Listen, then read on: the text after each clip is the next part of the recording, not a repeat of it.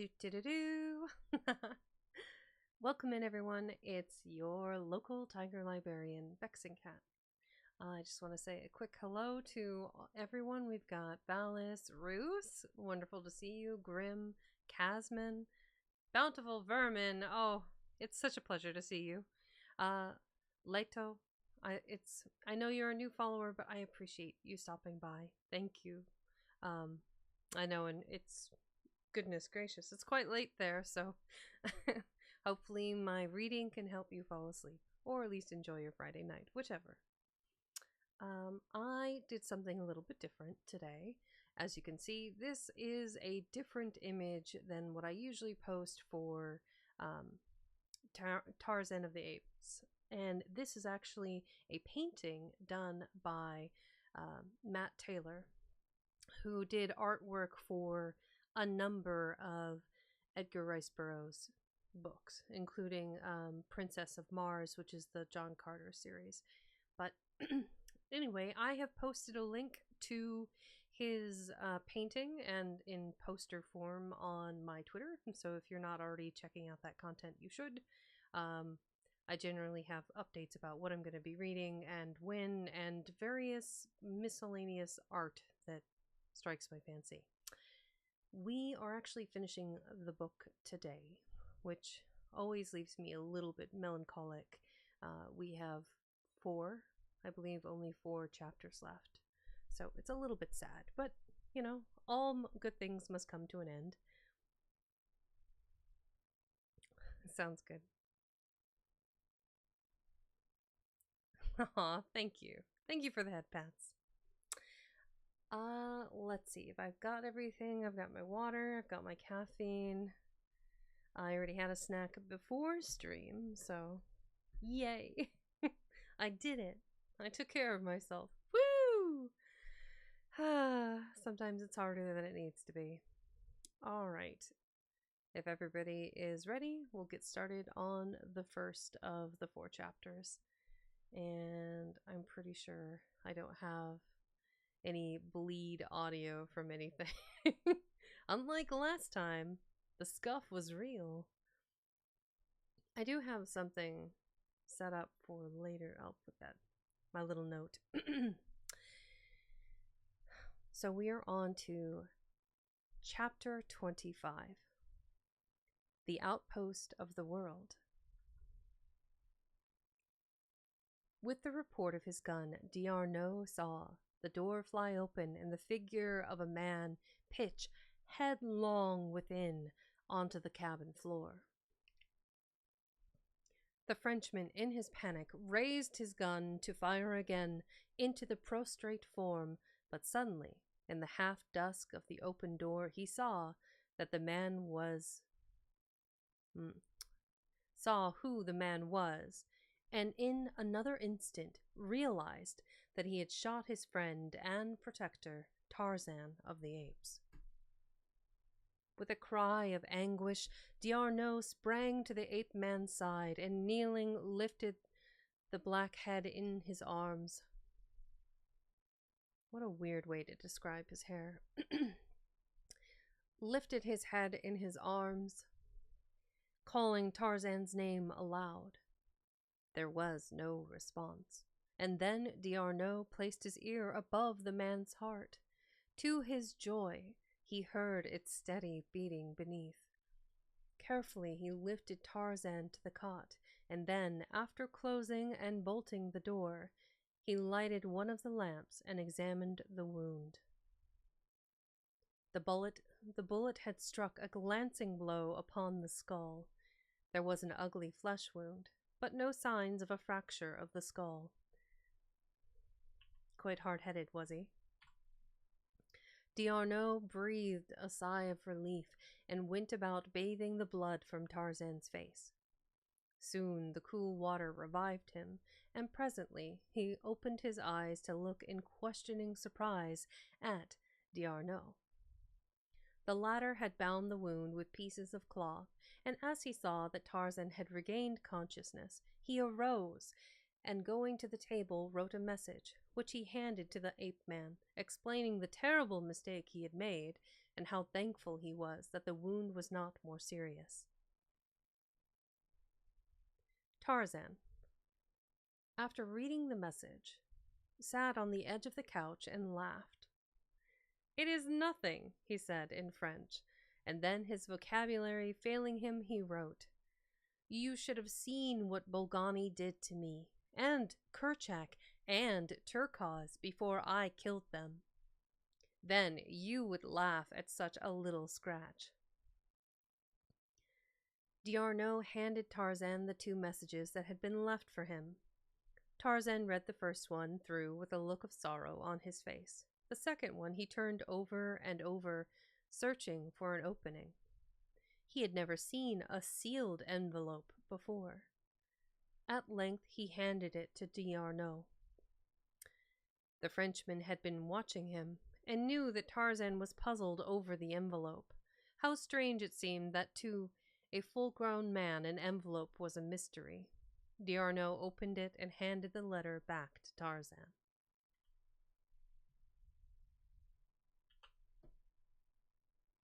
Sitting on a camp stool, the ape men spread the written sheet before him and read, "To Tarzan of the Apes.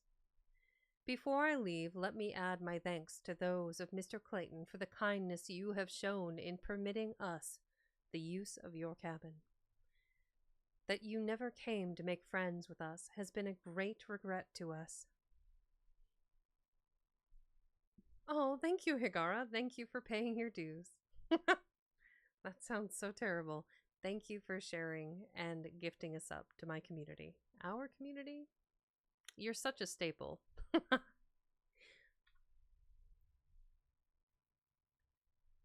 And thank you, I am real person, for the follow. Ah. Ah. Ah. Ah. Interesting.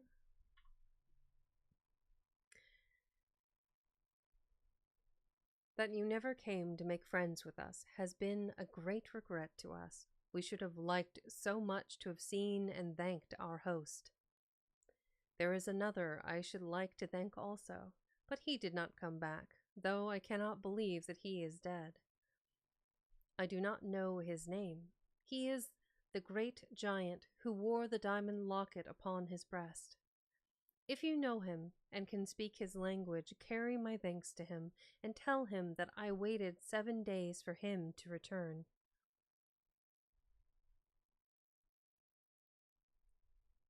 Tell him also that in my home in America, in the city of Baltimore, there will always be a welcome for him if he cares to come. I found a note you wrote me lying among the leaves beneath a tree near the cabin. I do not know how you learned to love me, who have never spoken to me, and I am very sorry if it is true, for I have already given my heart to another. But know that I am always your friend, Jane Porter. Just goes to show she does not realize that Tarzan of the Apes is the same as the big hulking forest god. Tarzan sat with gaze fixed upon the floor for nearly an hour. It was evident to him from the notes that they did not know that he and Tarzan of the Apes were one and the same. I have given my heart to another, he repeated over and over again to himself. Then she did not love him? How could she have pretended love and raised him to such a pinnacle of hope, only to cast him down to such utter depths of despair? 'Tis the nature of love. Maybe her kisses were only signs of friendship. How did he know, who knew nothing of the customs of human beings? Suddenly he arose, and bidding D'Arnot good night as he had learned to do, threw himself upon the couch of ferns that had been Jane Porter's. D'Arnot extinguished the lamp and lay down upon the cot. For a week, they did little but rest, D'Arnot coaching Tarzan in French. At the end of that time, the 2 men could converse quite easily.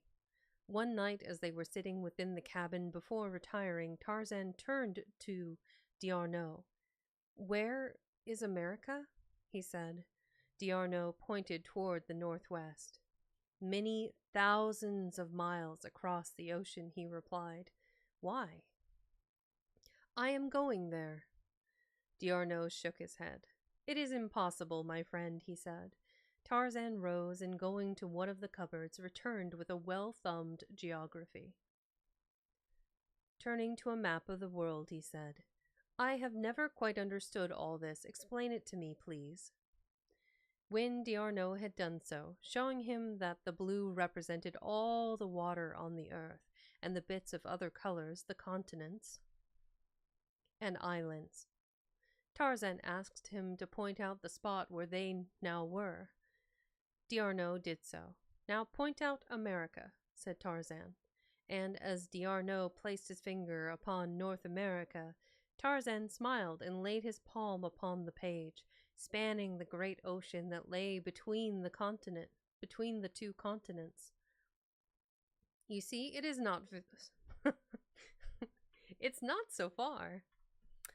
You see, it is not so very far, he said. Scarce the width of my hand. D'Arnaud laughed. How could he make the man understand? Then he took a pencil and made a tiny point upon the shore of Africa. This little mark, he said, is many times larger upon this map than your cabin is upon the earth. Do you see now how very far it is? Tarzan thought for a long time. Do any other men live in Africa? He asked. Yes. Where are the nearest? D'Arnaud pointed out a spot on the shore just north of them. So close? Tarzan asked Tarzan in surprise. Yes, said D'Arnaud, but it is not close. Have they big boats to cross the ocean? Yes. We shall go there tomorrow, announced Tarzan. Again, D'Arnaud smiled and shook his head. It is too far. We should die long before we reached them. Do you wish to stay here, then, forever? Asked Tarzan. No, said D'Arnaud. Then we shall start tomorrow. I do not like it here longer. I should rather die than remain here. Well, answered D'Arnaud with a shrug, I do not know, my friend, but that I also would rather die than remain here. If you go, I shall go with you. It is settled, then, said Tarzan. I shall start for America tomorrow. How will you get to America without money? Asked D'Arnaud. What is money? Inquired Tarzan. It took a long time to make him understand, even imperfectly. How do men get money? He asked at last. They work for it. Very well, I will work for it then. No, my friend, returned D'Arnaud, you need not worry about money, nor need you work for it. I have enough for 2, enough for 20, much more than is good for 1 man, and you shall have all you need if ever we reach civilization.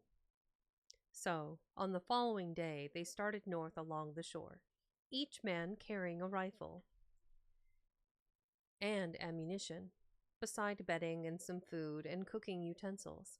The latter seemed to Tarzan a most useless encumbrance, so he threw his away. But you must learn to eat cooked foods, my friend, remonstrated D'Arnaud. No civilized men eat raw flesh. There will be time enough when I reach civilization, said Tarzan. I do not like the things, and they only spoil the taste of good meat. For a month they traveled north, sometimes finding food in plenty and again going hungry for days. They saw no signs of natives, nor were they molested by wild beasts. Their journey was a miracle of ease. Tarzan asked questions and learned rapidly. D'Arnaud taught him many of the refinements of civilization, even to the use of knife and fork. But sometimes Tarzan would drop them in disgust and grasp his food in his strong brown hands, tearing it with his molars like a wild beast. Then D'Arnot would expostulate with him, saying, "You must not eat like a brute, Tarzan, while I am trying to make a gentleman of you. Mon Dieu! Gentlemen do not thus. It is terrible." Tarzan would grin sheepishly, and pick up his knife and fork again, but at heart he hated them. Mood. On the journey, he told D'Arnot about the great chest he had seen the sailors bury, of how he had dug it up and carried it to the gathering place of the apes and buried it there. "It must be the treasure chest of Professor Porter," said D'Arnot. "It is too bad, but of course you did not know." Then Tarzan recalled the letter written by Jane Porter to her friend, the one he had stolen, when they first came to his cabin, and now he knew what was in the chest and what it meant to Jane Porter. "Tomorrow we shall go back after it," he announced to D'Arnot. "Go back?" exclaimed D'Arnot. "But, my dear fellow, we have now been 3 weeks upon the march. It would require three more to return to the treasure, and then, with the enormous weight which required, you say, 4 sailors to carry, it would be months before we had again reached this spot." "It must be done, my friend," insisted Tarzan. "You may go on toward civilization, and I will return for the treasure. I can go very much faster alone." "I have a better plan, Tarzan," exclaimed D'Arnot. "We shall go on together to the nearest settlement, and there we will charter a boat and sail back down the coast for the treasure, and so transport it easily." "That will be safer and quicker, and also not require us to be separated. What do you think of that plan?" "Very well," said Tarzan. "The treasure will be there whenever we go for it, and while I could fetch it now and catch up with you in a moon or 2, I shall feel safer for you to know that you are not alone on the trail." "When I see how helpless you are, D'Arnot, I often wonder how the human race has escaped annihilation all these ages which you tell me about. Why, Sabor, single-handed, could exterminate 1,000 of you." "He's not wrong." D'Arnot laughed. "You will think more highly of your genus when you have seen its armies and navies, its great cities, and its mighty engineering works. Then you will realize that it is mind and not muscle that makes the human animal greater than the mighty beasts of your jungle. Alone and unarmed, a single man is no match for any of the larger beasts. But if 10 men were together, they would combine their wits and their muscles against their savage enemies, while the beasts, being unable to reason, would never think of combining against the men. Otherwise, Tarzan of the Apes, how long would you have lasted in the savage wilderness?" "You are right, D'Arnot," replied Tarzan. "For if Kerchak had come to Tublat's aid that night at the Dum Dum, there would have been an end of me. But Kerchak could never think far enough ahead to take advantage of any such opportunity. Even Kala, my mother, could never plan ahead. She simply ate what she needed when she needed it, and if the supply was very scarce, even though she found plenty for several meals, she would never gather any ahead. I remember that she used to think it very silly of me to burden myself with extra food upon the march, though she was quite glad to eat it with me if the way chanced to be barren of sustenance." "Then you knew your mother, Tarzan?" asked D'Arnot in surprise. "Yes, she was a great fine ape, larger than I, and weighing twice as much." "And your father?" asked D'Arnot. "I did not know him.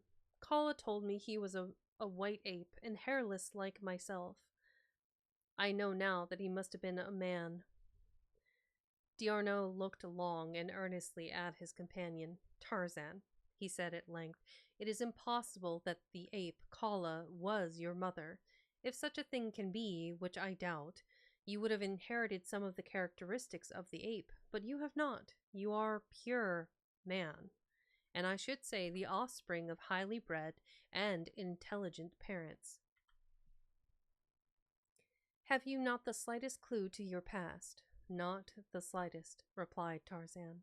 No writings in the cabin that might have told something of the lives of its original inmates? I have, re- I have read everything that was in the cabin with the exception of one book, which know now to be written in a language other than English. Possibly you can read it.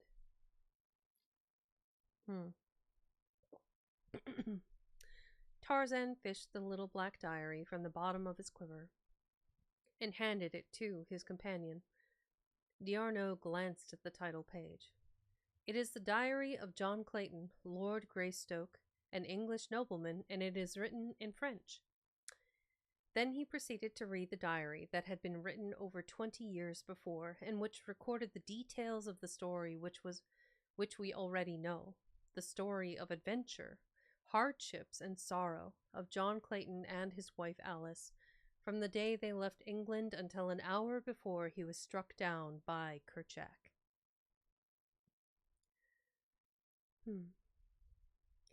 D'Arnot read aloud. At times his voice broke, and he was forced to stop reading for the pitiful hopelessness that spoke between the lines.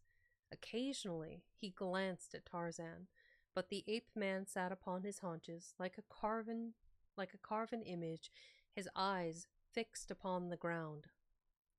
Only when the little babe was mentioned did the tone of the diary alter from the habitual note of despair which had crept into it by degrees after the first 2 months upon the shore. Then the passages were tinged with a subdued happiness that was even sadder than the rest. One entry showed an almost hopeful spirit. Today our little boy is 6 months old. He is sitting in Alice's lap beside the table where I am writing, a happy, healthy, perfect child. Somehow, even against all reason, I seem to see him a grown man, taking his father's place in the world, the second John Clayton, and bringing added honors to the house of Greystoke. There, as though to give my prophecy the weight of his endorsement, he has grabbed my pen in his chubby fist, and with his ink-begrimed little fingers has placed the seal of his tiny fingerprints upon the page. And there, on the margin of the page, were the partially blurred imprints of 4 wee fingers and the outer half of the thumb. When D'Arnot had finished the diary, the 2 men sat in silence for some minutes. "Well, Tarzan of the Apes, what do you think?" asked D'Arnot. "Does not this little book clear up the mystery of your parentage?" "Why, man, you are Lord Greystoke." Tarzan shook his head. "The book speaks of but one child," he replied. "Its little skeleton lay in the crib, where it died, crying for nourishment, from the first moment I entered the cabin until Professor Porter's party." There's some alliteration. "Until Professor Porter's party buried it with its father and mother beside the cabin. No, that was the babe the book speaks of, and the mystery of my origin is deeper than before, for I have thought much of late of the possibility of that cabin having been my birthplace. I am afraid that Kala spoke the truth," he concluded sadly. D'Arnot shook his head. He was unconvinced, and in his mind had sprung the determination to prove the correctness of his theory, for he had discovered the key which alone could unlock the mystery.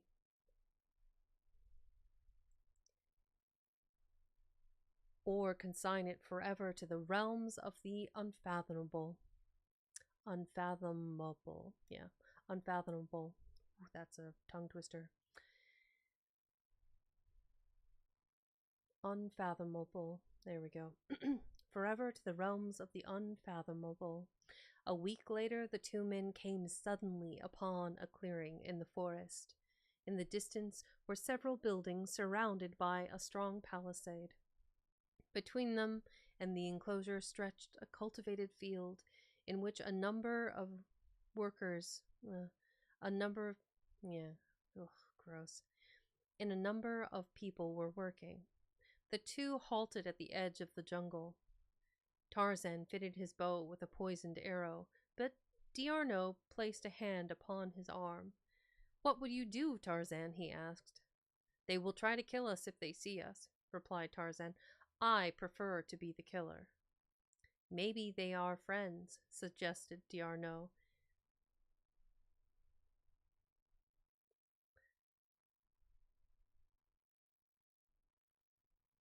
Mm.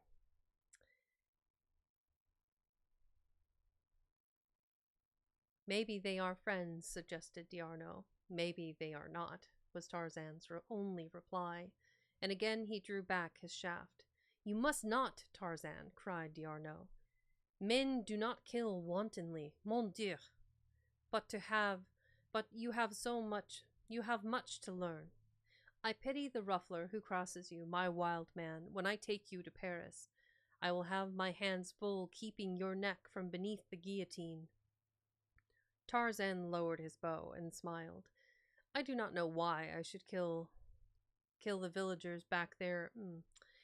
I do not know why I should kill the warriors back there in my jungle, yet not kill them here. Suppose Numa the lion would spring out upon us, I should say then, I presume, 'Good morning, Monsieur Numa. How is Madame Numa, eh?' Wait until the warriors spring upon you," replied Diarno. "Then you may kill them. Do not assume that men are your enemies until they prove it." "Come," said Tarzan, "let us go and present ourselves to be killed." And he started straight across the field, his head high held, and the tropical sun beating upon his smooth brown skin. Behind him came Diarno, clothed in some garments which had been discarded at the cabin by Clayton when the officers of the French cruiser had fitted him out in more presentable fashion. Presently one of the villagers looked up, and beholding Tarzan, turned, shrieking, toward the palisade. In an instant the air was filled with cries of terror from the fleeing gardeners, but before any had reached the palisade, a man emerged from the enclosure, rifle in hand, to discover the cause of the commotion. What he saw brought his rifle to his shoulder, and Tarzan of the Apes would have felt cold lead once again had not Diarno cried loudly to the man with the leveled gun, "Do not fire, we are friends."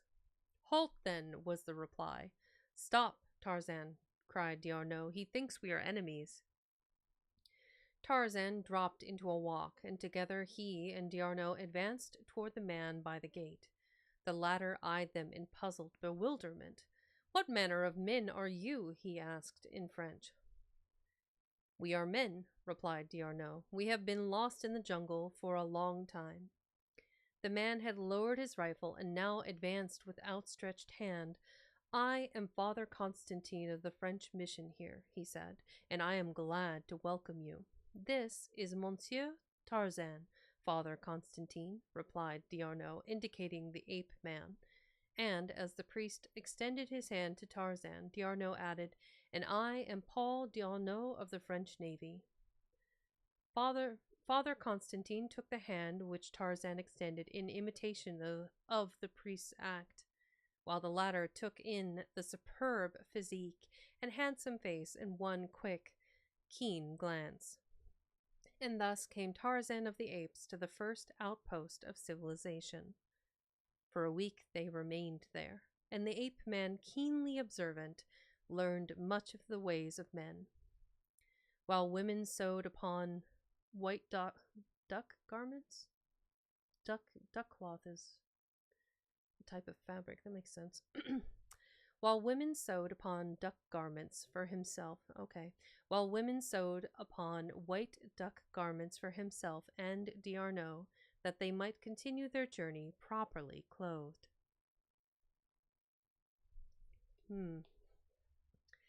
Interesting, very, very interesting. Hey, Kazman.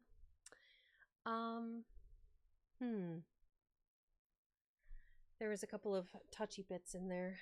I just For those of you that are new here or haven't heard me say this before, these are very old books. They're a century old or older. And I just want to preface by saying that these books include antiquated terms and turns of phrase that I don't use. And quite honestly, am often disgusted by.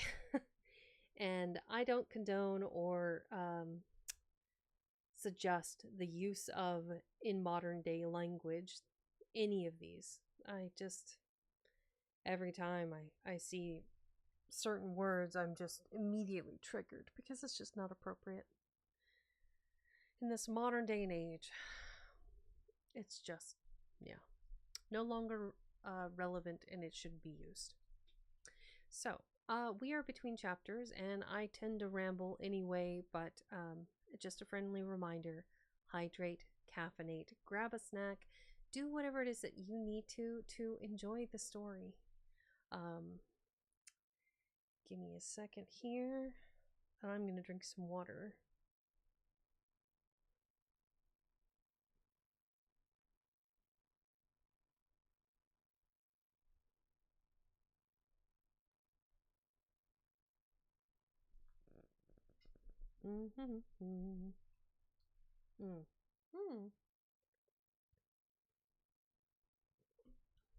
Purple Rhine, Purple Rhine.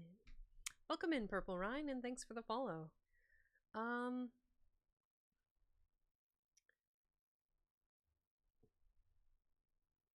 Aw, thank you. I haven't heard that today, but I will take the compliment. Thank you very much. While it's fresh in my brain, what did they say? What did they say except you're welcome?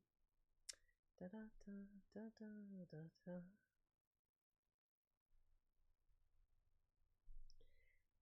Okay. Scroll up here real quick.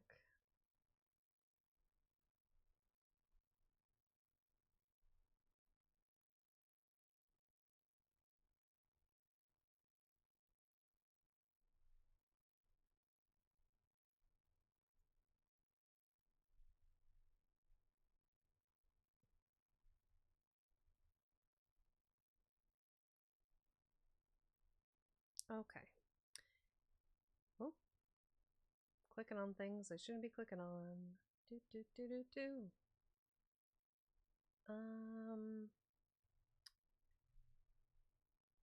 That's unfortunate. I appreciate you and I love listening while you read. Your voice always soothes my soul. That's so sweet of you. Thank you. And I'm glad that I can provide some comfort and joy. So, and I get to share my love of classic literature with everyone. At least the good bits. Sometimes the bad bits are just kind of oof. But we are on to chapter 26, The Height of Civilization. And after this one, we'll do a quick ad break. And then from there, we will, after this, we'll do an ad break. And from there, we'll go ahead and get, what's the word I'm looking for? We'll get started on the remaining 2 chapters and hopefully, knock on wood, we don't have to run another ad for the rest of stream. And so we can wrap up after the book is finished, chat for a minute, and then we'll find somebody lovely to raid. So, let's see. From the top. Interesting.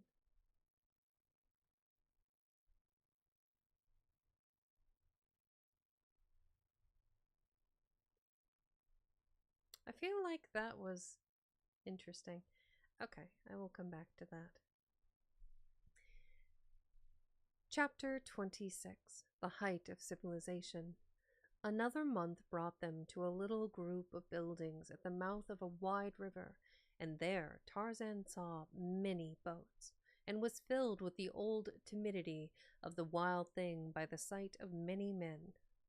Gradually he became accustomed to the strange noises and the odd ways of civilization, so that presently none might know that 2 short months before, this handsome Frenchman, in immaculate white ducks, who laughed and chatted with the gayest of them, had been swinging naked through primeval forests to pounce upon some unwary victim, which raw was to fill his savage belly. The knife and fork, so contemptuously flung aside a month before, Tarzan now manipulated as exquisitely as did the polished D'Arnaud. So apt a pupil had he been that the young Frenchman had labored assiduously to make of Tarzan of the Apes a polished gentleman, in so far as nicety of manners and speech were concerned. God made you a gentleman at heart, my friend, D'Arnaud had said, but we want his works to show upon the exterior also. As soon as they had reached the little port, D'Arnaud had cabled his government of his safety and requested a 3 months' leave, which had been granted. He had also cabled his bankers for funds and the enforced wait of a month, under which both chafed, was due to their inability to charter a vessel for the return to Tarzan's jungle after the treasure.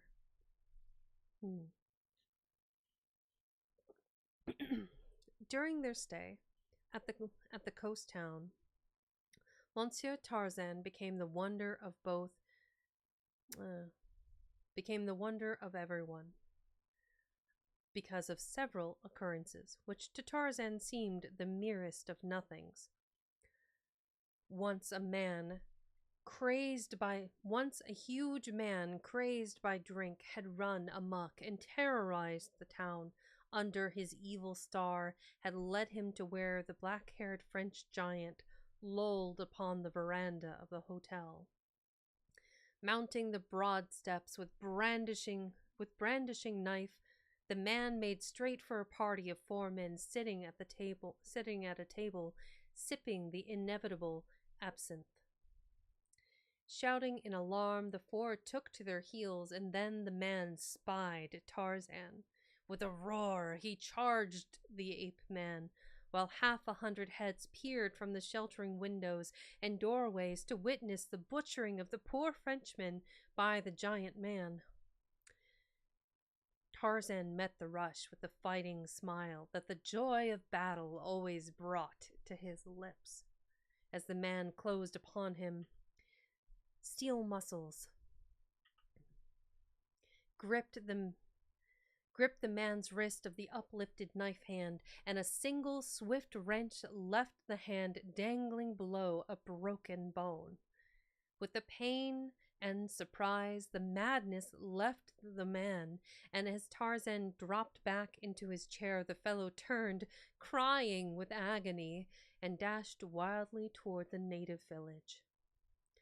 On another occasion, as Tarzan and D'Arnaud sat at dinner with a number of other people, the talk fell upon lions and lion hunting.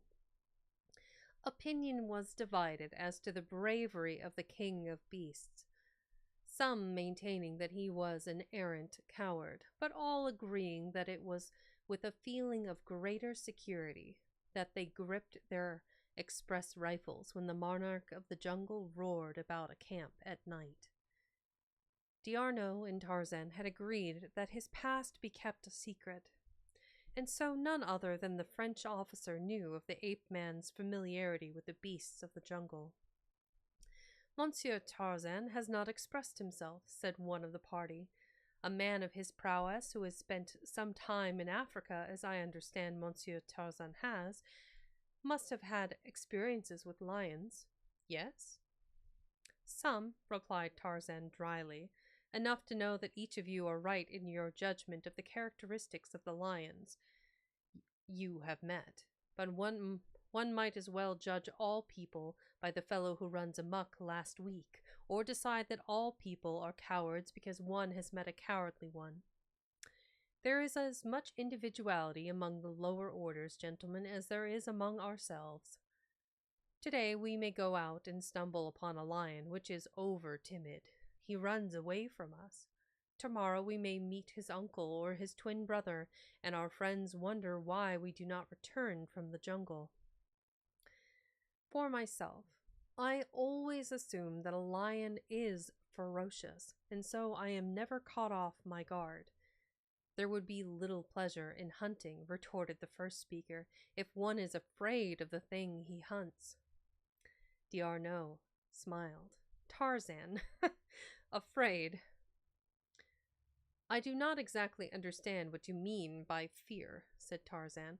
Like lions, fear is a different thing in different men, but to me the only pleasure in the hunt is the knowledge that the hunted thing has power to harm me as much as I have to harm him.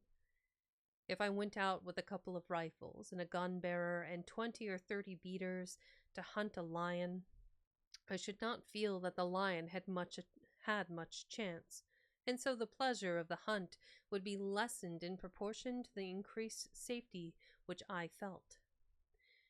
Then I am to take it that Monsieur Tarzan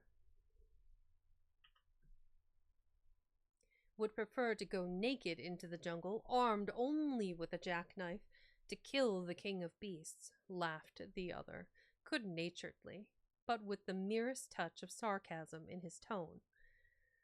And a piece of rope, added Tarzan. And then the deep roar of a lion sounded from the distant jungle, as though to challenge whoever dared enter the lists with him. There is your opportunity, Monsieur Tarzan, bantered the Frenchman. I am not hungry, said Tarzan simply. The men laughed. All but D'Arnaud. He alone knew that a savage beast had spoken its simple reason through the lips of the ape-man. But you are afraid, just as any of us would be, to go out there naked, armed only with a knife and a piece of rope, said the banterer. Is it not so? No, replied Tarzan. Only a fool performs any act without reason. 5,000 francs is a reason, said the other. I wager you that amount you cannot bring back a lion from the jungle under the conditions we have named, naked and armed only with a knife and a piece of rope. Tarzan glanced toward D'Arnaud and nodded his head. Make it 10,000, said D'Arnaud. Done, replied the other. Tarzan arose. I shall have to leave my clothes at the edge of the settlements, so that if I do not return before daylight, I shall have something to wear through the trees. You are not going now, exclaimed the wagerer. At night? Why not? Asked Tarzan. Numa walks abroad at night. It will be easier to find him. No, said the other, I do not want your blood upon my hands. It will be foolhardy enough if you go forth by day. I shall go now, replied Tarzan, and went to his room for his knife and rope. The men accompanied him to the edge of the jungle, where he left his clothes in a small storehouse.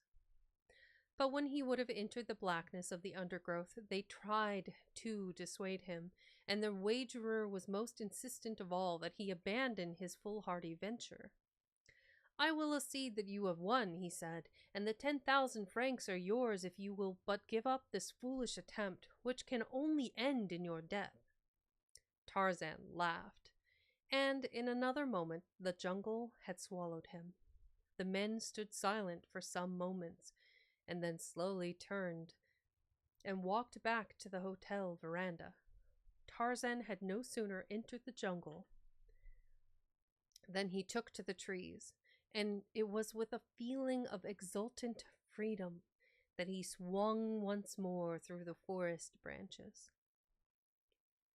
This was life. Ah, how he loved it! Civilization held nothing like this in its narrow, circumscribed sphere, hemmed in by restrictions and conventionalities.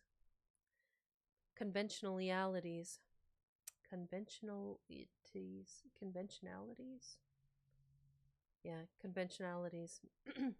Hemmed in by restrictions and conventionalities. Even clothes were a hindrance and a nuisance. At last he was free. He had not realized what prisoner he had been, how easy it would be to circle back to the coast and then make toward the south and his own jungle and cabin. Now he caught the scent of Numa, for he was traveling upwind. Presently his quick ears detected the familiar sound of padded feet and the brushing of a huge fur-clad body through the undergrowth. Tarzan came quietly above the unsuspecting beast and silently stalked him until he came into a little patch of moonlight. Then the quick noose settled and tightened about the tawny throat, and as he had done it 100 times in the past, Tarzan made fast the end to a strong branch, and while the beast fought and clawed for freedom, dropped to the ground behind him and leaped upon the great back, plunging his long thin blade 12 times into the fierce heart. Then, with his foot upon the carcass of Numa, he raised his voice in the awesome victory cry of his savage tribe.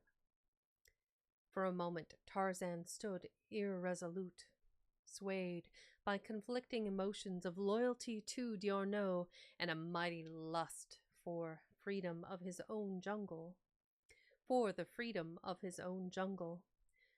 At last, the vision of a beautiful face and the memory of warm lips crushed to his dissolved the fascinating picture he had been drawing of his old life. The ape man threw the warm carcass of Numa across his shoulders and took to the trees once more. The men upon the veranda had sat for an hour almost in silence. They had tried ineffectually to converse on various subjects, and always the thing uppermost in the mind of each had caused the conversation to lapse. Mon Dieu, said the wagerer at length, I can endure it no longer. I am going into the jungle with my express and bringing back that madman. I will go with you, said one, and I, chorused the others. As though the suggestions had broken the spell of some horrid nightmare, they hastened to their various quarters, and presently were headed toward the jungle, each man heavily armed. God, what was that? Suddenly cried one of the party, an Englishman, as Tarzan's savage cry came faintly to their ears. I heard the same thing once before, said a Belgian, and then, when I was in the gorilla country, my carrier said it was the cry of a great bull ape who has made a kill. D'Arnaud remembered Clayton's description of the awful roar with which Tarzan had announced his kills, and he half smiled in spite of the horror which filled him to think that the uncanny sound could have issued from a human throat, from the lips of his friend. As the party stood, finally near the edge of the jungle, debating as to the best distribution of their forces, they were startled by a low laugh near them, and turning, beheld, advancing toward them, a giant figure bearing a dead lion upon its broad shoulders. Even D'Arnaud was thunderstruck, for it seemed impossible that the man could have so quickly dispatched a lion with the pitiful weapons he had taken, or that alone he could have borne the huge carcass through the tangled jungle. The men crowded about Tarzan with many questions, but his only answer was a laughing depreciation of his feat.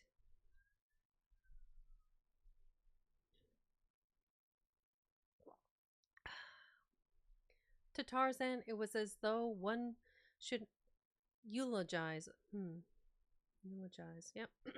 To Tarzan, it was as though one should eulogize a butcher for his heroism in killing a cow, for Tarzan had killed so often for food and for self-preservation that the act seemed anything but remarkable to him. But he was indeed a hero in the eyes of these men, men accustomed to hunting big game.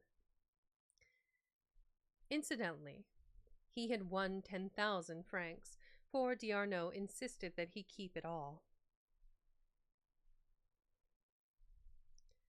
This was a very important item to Tarzan, who was just commencing to realize the power which lay behind the little pieces of metal and paper which always changed hands when human beings rode, or ate, or slept, or clothed themselves, or drank, or worked, or played, or sheltered themselves from the rain or cold or sun. It had become evident to Tarzan that without money one must die. D'Arnaud had told him not to worry, since he had more than enough for both, but the ape-man was learning many things, and one of them was that people looked down upon one who accepted money from another without giving something of equal value in exchange. I don't think he realizes the value D'Arnaud put on his life. Him saving him from the jungle was pretty important. Shortly after the episode of the lion hunt, D'Arnaud succeeded in chartering an ancient tub for the coastwise trip to Tarzan's landlocked harbor. It was a happy morning for them both when the little vessel weighed anchor and made for the open sea. The trip to the beach was uneventful, and the morning after they dropped anchor before the cabin, Tarzan, garbed once more in his jungle regalia, jungle regalia, and carrying a spade, set out alone for the amphitheater of the apes where lay the treasure. Late the next day he returned, bearing the great chest upon his shoulder, and at sunrise the little vessel was worked through the harbor's mouth and took up her northward journey. 3 weeks later, Tarzan and D'Arnaud were passengers on board a French steamer bound for Lyons, and after a few days in the city, D'Arnaud took Tarzan to Paris. The ape-man was anxious to proceed to America, but D'Arnaud insisted that he must accompany him to Paris first. Nor would he divulge the nature of the urgent necessity upon which he based his demand.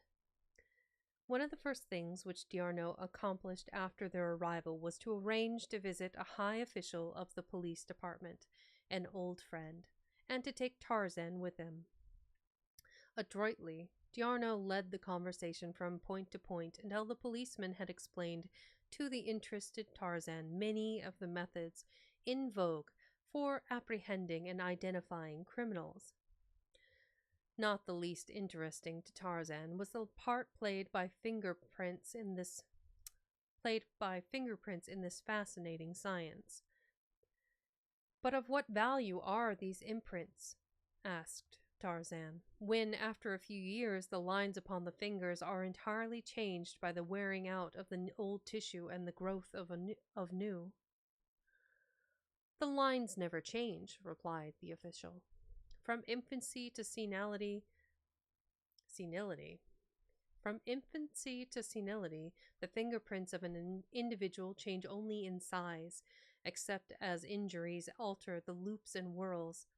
But if imprints have been taken of the thumb and forefingers of both hands, one must needs lose all entirely to escape identification. "It is marvelous!" exclaimed D'Arnaud. "I wonder what the lines upon my own fingers may resemble." "We can soon see," replied the police officer, and ringing a bell, he summoned an assistant to whom he issued a few directions. The man left the room, but presently returned with a little hardwood box, which he placed on his superior's desk. "Now," said the officer, "you shall have your fingerprints in a second." He drew from the little case a square of plate glass. He drew from the little case a square of plate glass, a little tube of thick ink, a rubber roller, and a few snowy white cards. Squeezing a drop of ink onto the glass, he spread it back and forth with the rubber roller until the entire surface of the glass was covered to his satisfaction with a very thin and uniform layer of ink.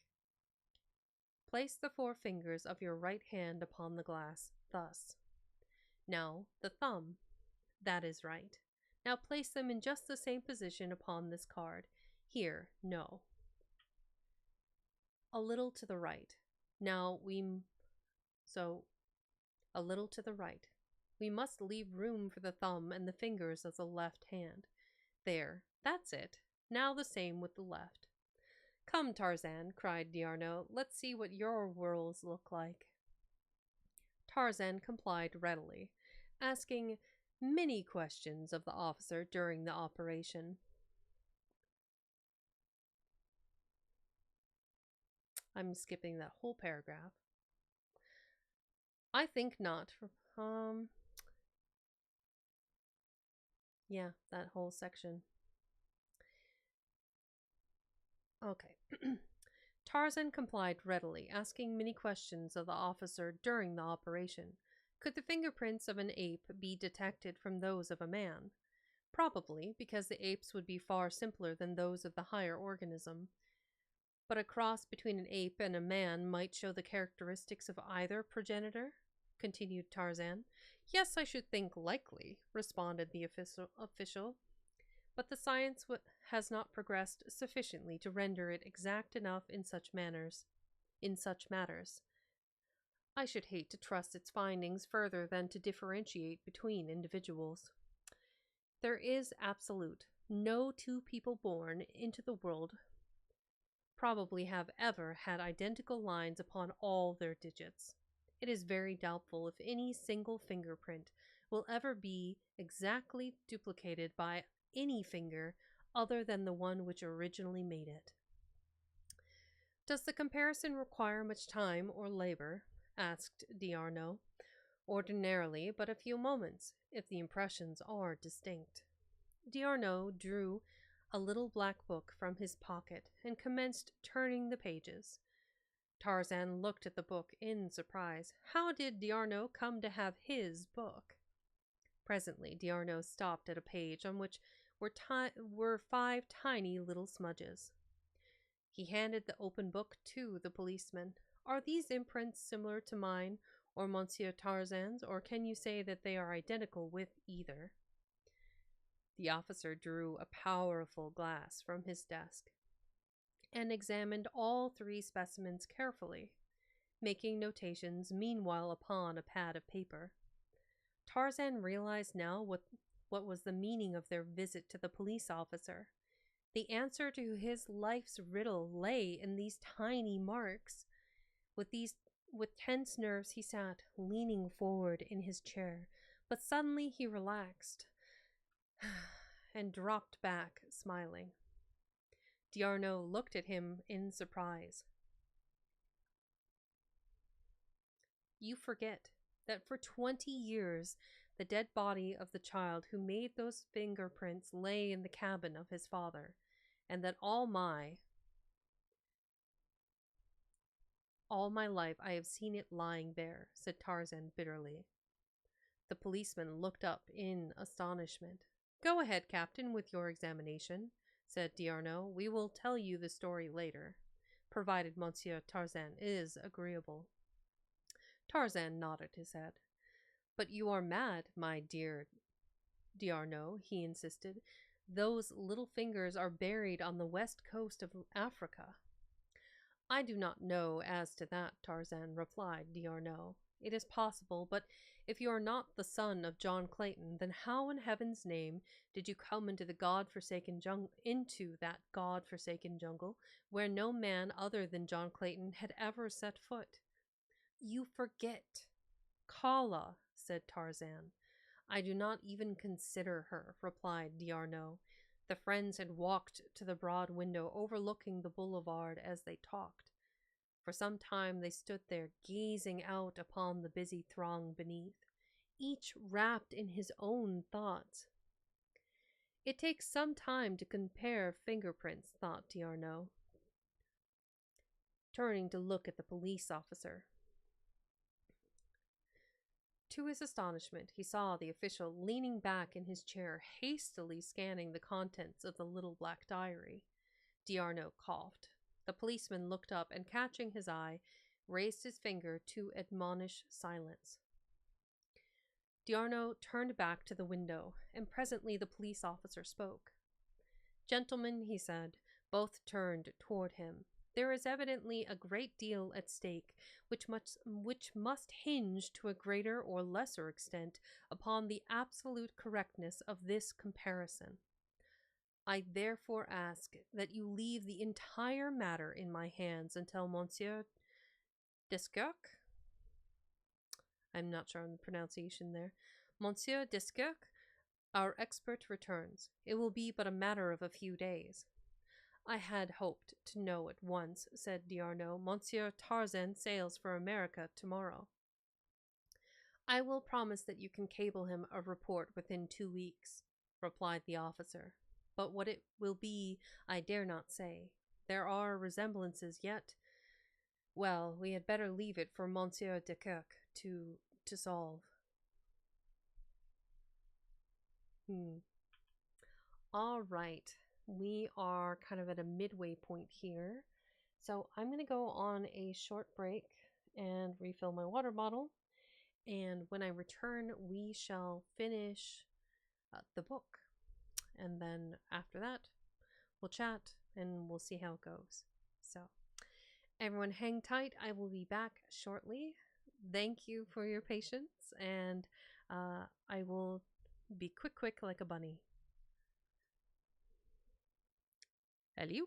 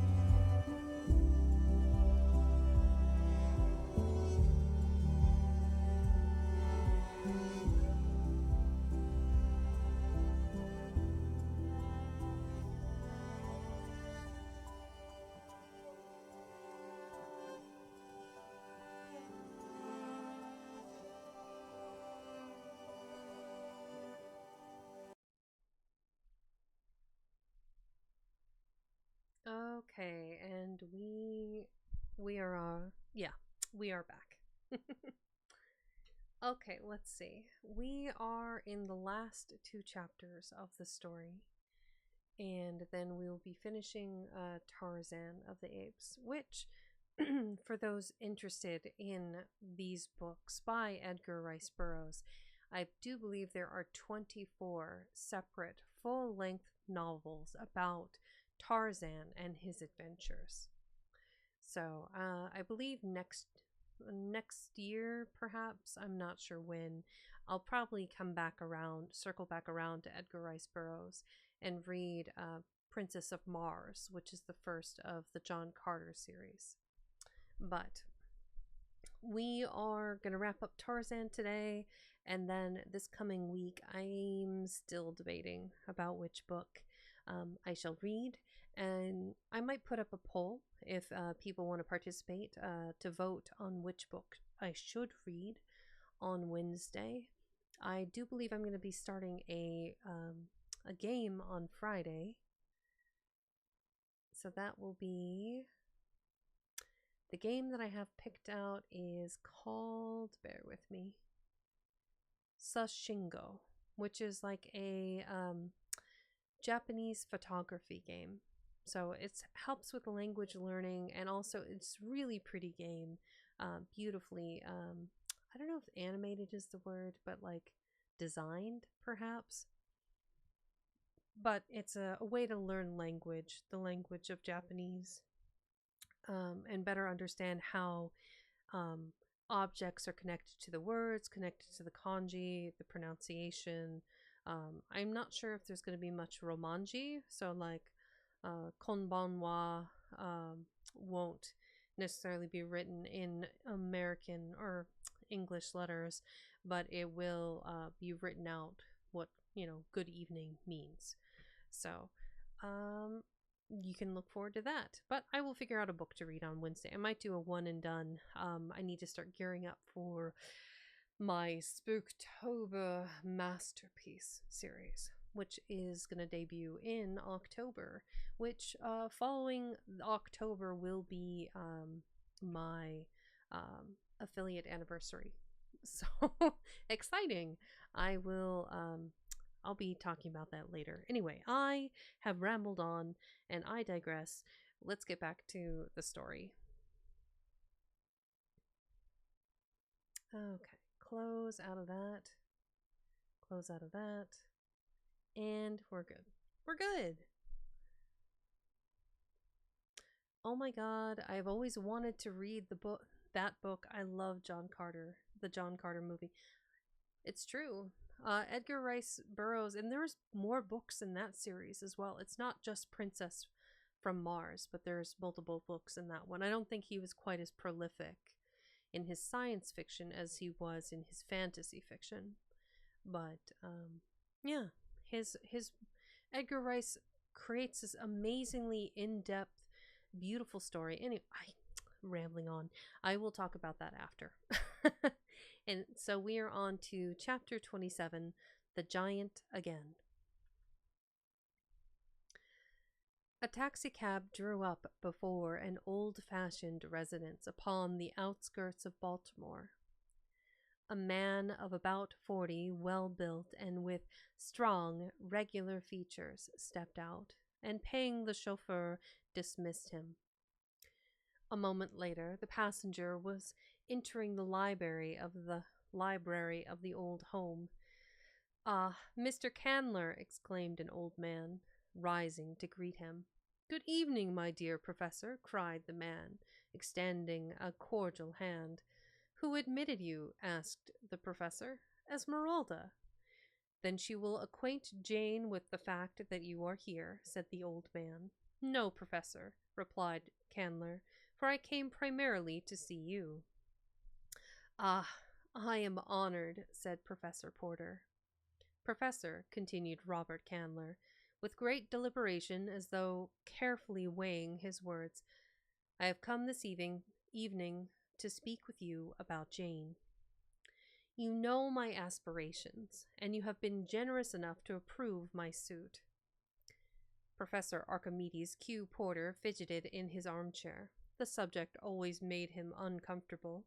He could not understand why. Candler was a splendid match.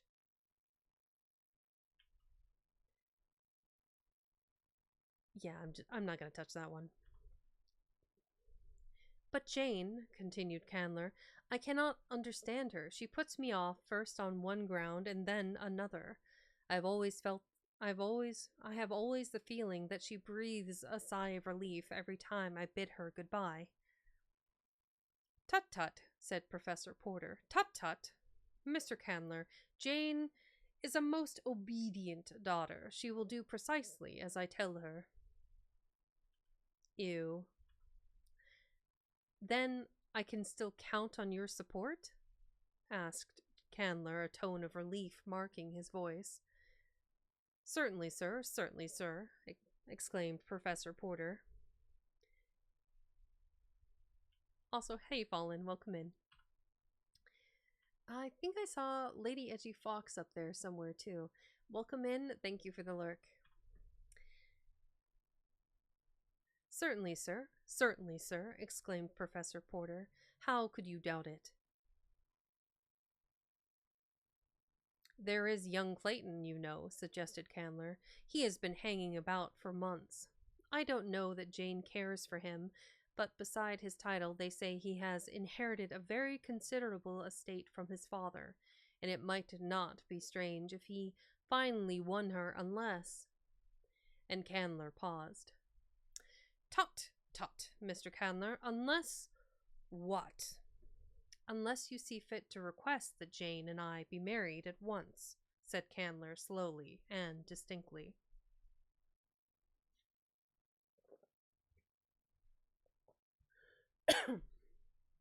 Pardon. I have already suggested to Jane that it would be desirable, said Professor Porter sadly. For we can no longer afford to keep up this house and live as her associations demand. What was her reply? Asked Candler. She said she was not ready to marry anyone yet, replied Professor Porter, and that we could go and live upon the farm in northern Wisconsin which her mother left her. It is a little more than self-supporting.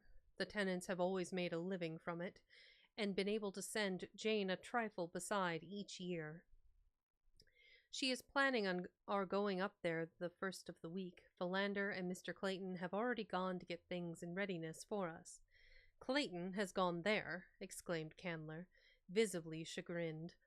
Why was not I told? I would gladly have gone and seen that every comfort was provided.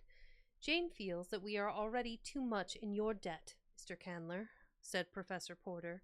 Candler was about to reply when the sound of footsteps came from the hall without, and Jane Porter entered the room.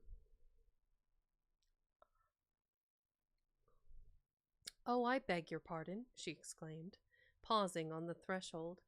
I thought you were alone, Papa. It is only I, Jane, said Candler, who had risen. Won't you come in and join the family group? We were just speaking of you. Little presumptuous to say that, I think. Join the family group? Sus. Thank you, said Jane Porter, entering and taking the chair Candler placed for her. I only wanted to tell Papa that Toby is coming down from the college tomorrow to pack his books. I want you to be sure, Papa, to indicate all that you can do without until fall. Please don't carry this entire library to Wisconsin, as you would have carried it to Africa if I had not put my foot down.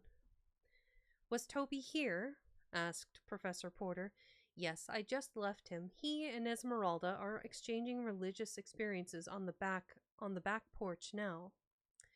Tut, I must see him at once, cried the professor. Excuse me just a moment, children, and the old man hastened from the room, abandoning his daughter. As soon as he was out of earshot, Candler turned to Jane Porter. See here, Jane, he said bluntly. How long is this thing going on like this? You haven't refused to marry me, but you haven't promised either. I want to get the license tomorrow so that we can be married quietly before you leave for Wisconsin. I don't care for any fuss or feathers, and I'm sure you don't either." The girl turned cold, but she held her head bravely. "Your father wishes it, you know," added Candler. "Yes, I know." She spoke scarcely above a whisper. "Do you realize that you are buying me, Mr. Candler?" she said finally, and in a cold, level voice. "Buying me for a few paltry dollars. Of course you do, Robert Candler, and the hope of just such a contingency was in your mind when you loaned Papa the money for that harebrained escapade, which, but for a most mysterious circumstance, would have been surprisingly successful. But you, Mr. Candler, would have been the most surprised. You had no idea that the venture would succeed. You are too good a businessman for that, and you are too good a businessman to loan money for buried treasure seeking, or to loan money without security, unless you had some special object in view. You knew that without security you had a greater hold on the honor of the Porters than with it. You knew the best way to force me to marry you without seeming to force me. You have never mentioned the loan. In any other man I should have thought that the prompting of a magnanimous and noble character. But you are deep, Mr. Robert Candler. I know you better than you think I know you. I shall certainly marry you if there is no other way, but let us understand each other once and for all." While she spoke, Robert Candler had alternately flushed and paled, and when she ceased speaking, he arose, and with a cynical smile upon his strong face, he said, "You surprise me, Jane. I thought you had more self-control, more pride. Of course you are right. I am buying you, and I knew that you knew, but I thought you would prefer to pretend that it was otherwise. I should have thought your self-respect and your Porter pride would have shrunk from admitting, even to yourself, that you were a bought woman. But have it your own way, dear girl," he added lightly. "I am going to have you, and that is all that interests me." Without a word, the girl turned and left the room. Jane Porter was not married before she left with her father and Esmeralda for her little Wisconsin farm, and as she coldly bid Robert Candler good-bye, as her train pulled out, he called to her that he would join them in a week or two. At their destination, they were met by Clayton and Mr. Philander in a huge touring car belonging to the former, and quickly whirled away through the dense northern woods toward the little farm which the girl had not visited before since childhood. The farmhouse, which stood on a little elevation some yards from the tenant house, had undergone a complete transformation. During the weeks that Clayton and Mr. Philander had been there, the former had imported a small army of carpenters and plasterers, plumbers, and painters from a distant city. And what had been but a dilapidated shell when they reached it was now a cozy little 2-story house filled with every modern convenience procurable in so short a time. "Why, Mr. Clayton, what have you done?" cried Jane Porter, her heart sinking within her as she realized the probable size of the expenditure that had been made. "Shh," cautioned Clayton.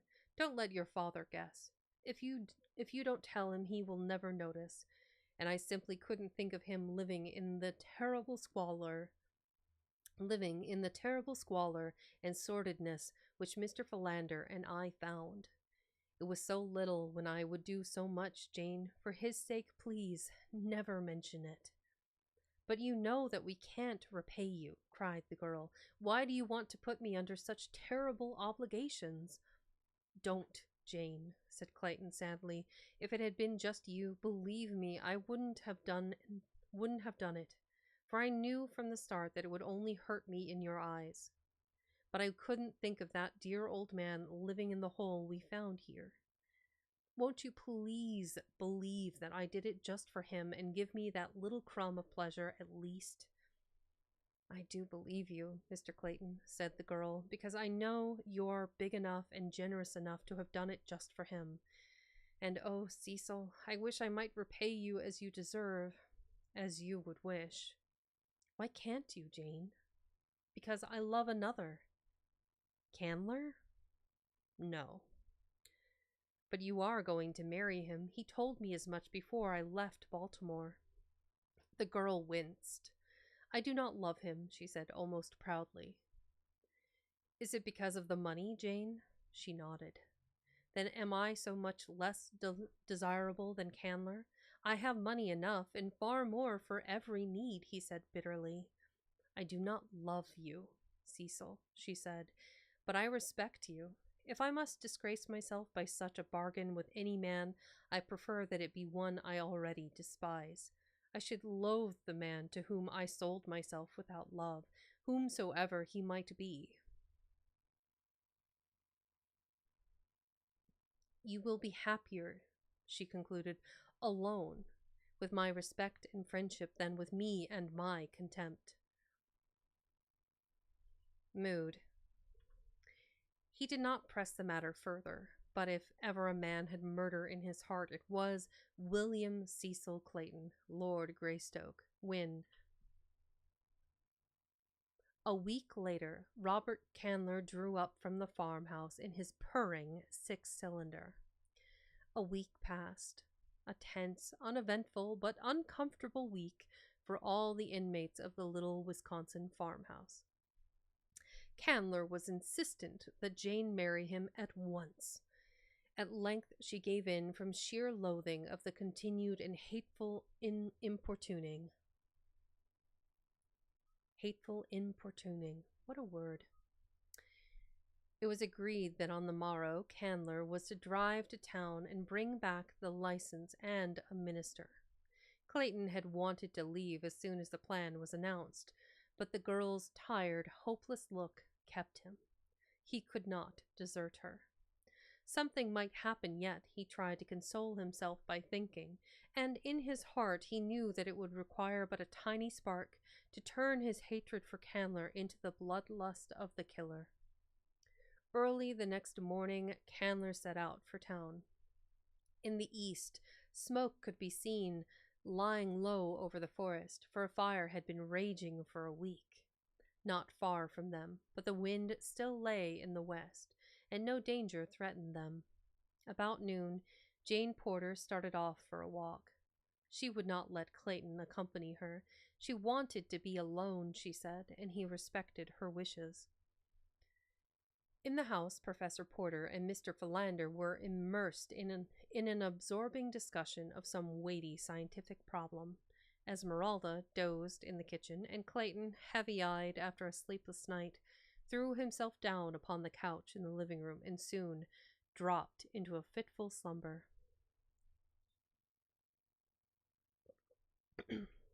To the east, the black smoke clouds rose higher into the heavens. Suddenly they eddied, and then commenced to drift rapidly toward the west. On and on they came. The inmates of the tenant house were gone, for it was market day, and none there was to see the rapid approach of the fiery demon. Soon the flames had spanned the road to the south and cut off Candler's return. A little fluctuation of the wind now carried the path of the forest fire to the north, then blew back, and the flames nearly stood still as though held in leash by some master hand. Suddenly, out of the northeast, a great black car came careening down the road. With a jolt, it stopped before the cottage, and a black-haired giant leaped out to run up onto the porch. Without a pause, he rushed into the house. On the couch lay Clayton. The man started in surprise, but with a bound was at the side of the sleeping man. Shaking him roughly by the shoulder, he cried, "My God, Clayton, are you all mad here? Don't you know you are nearly surrounded by fire? Where is Miss Porter?" Clayton sprang to his feet. He did not recognize the man, but he understood the words and was upon the veranda in a bound. "Scott!" he cried, and then, dashing back into the house, "Jane! Jane, where are you?"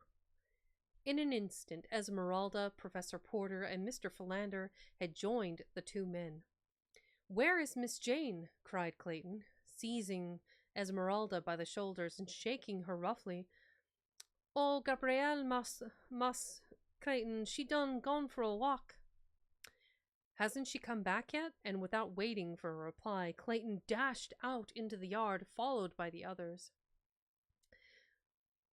Which way did she go?" cried the black-haired giant of Esmeralda. What? That was weird phrasing. "Down that road," cried the frightened woman, pointing toward the south where the mighty wall of roaring flames shut out the view. "Put these people in the other car," shouted the stranger to Clayton. "I saw one as I drove up, and get them out of here by the north road. Leave my car here. If I find Miss Porter, we shall need it. If I don't, no one will need it. Do as I say." As Clayton hesitated and then saw the lithe figure bound away across the clearing, toward the northwest, where the forest still stood, untouched by flame. In each rose the unaccountable feeling that a great responsibility had been raised from their shoulders, a kind of implicit confidence in the power of the stranger to save Jane Porter, if she could be saved.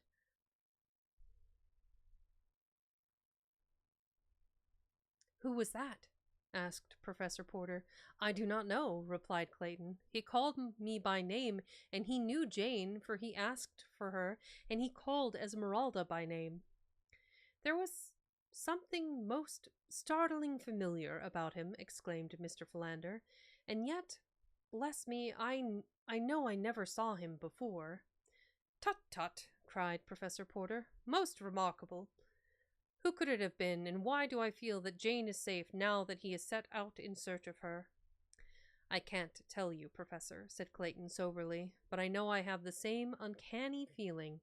But come," he cried, "we must get out of here ourselves, or we shall be shut off," and the party hastened toward Clayton's machine. When Jane Porter turned to retrace her steps homeward, she was alarmed to note how near the smoke of the forest fire seemed.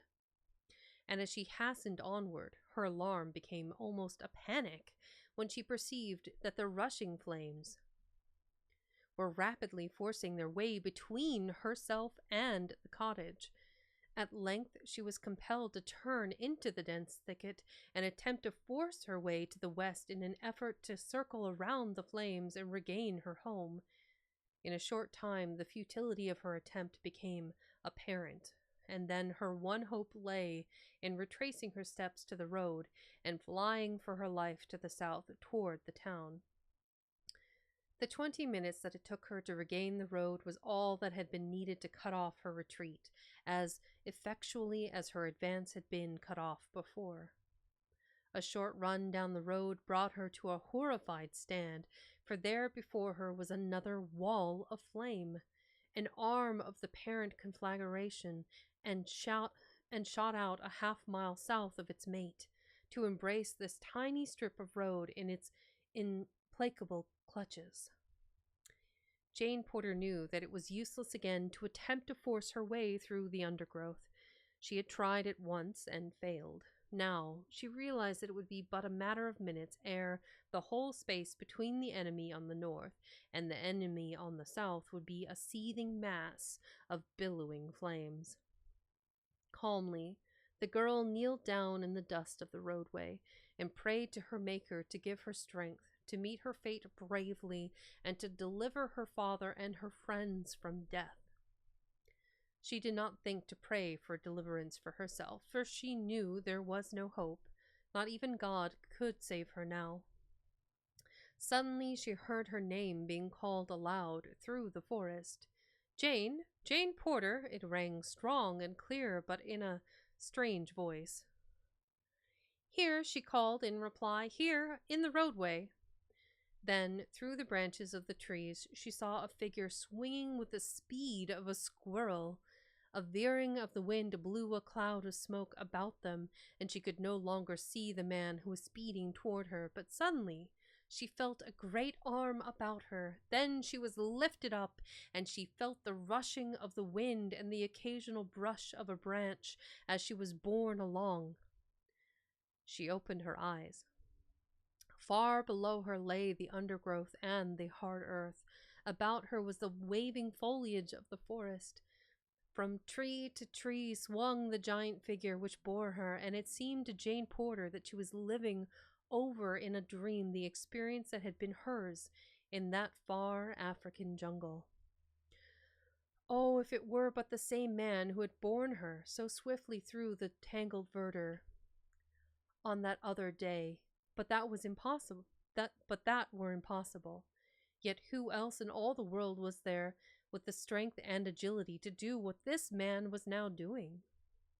She stole a sudden glance at the face close to hers, and then she gave a frightened gasp. It was he!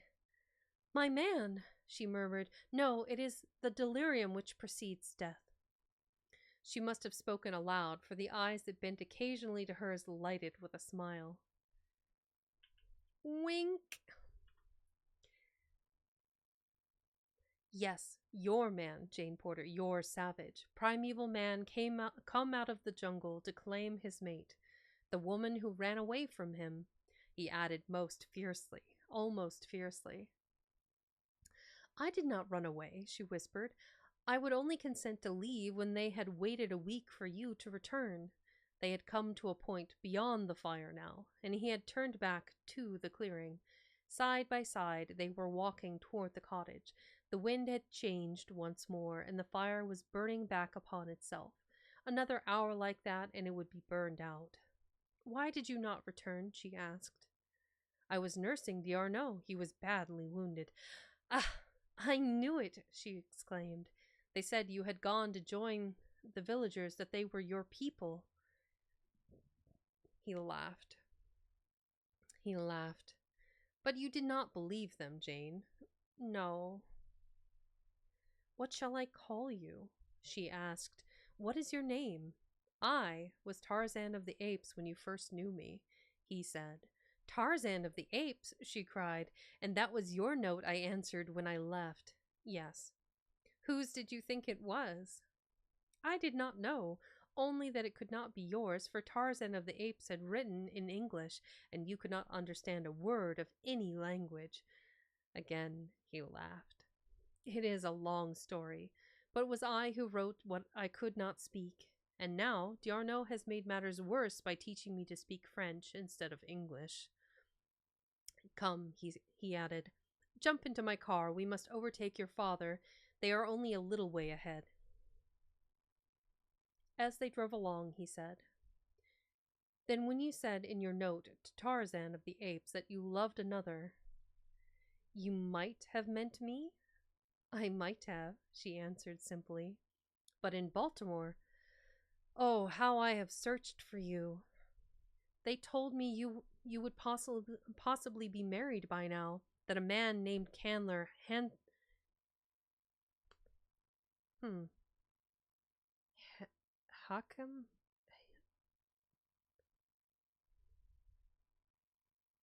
I'm guessing the letter has been smudged out, it's hard to tell.